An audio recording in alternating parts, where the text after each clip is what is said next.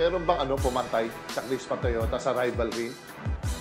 Ah, Ngayon, recently? Sa mga iba? they're trying, but I didn't know. Kasi minsan nanood ako ng...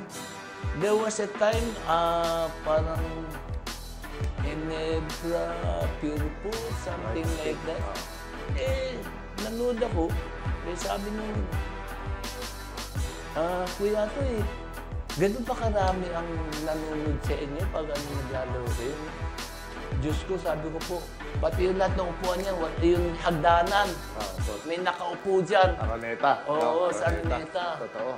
I can say na maybe may malapit na umaabot doon. Pero kasi mga pare ko 40 years ago, pinag-uusapan hanggang ngayon pag nakikita si ate ko. Pare, ang galing ng Chris.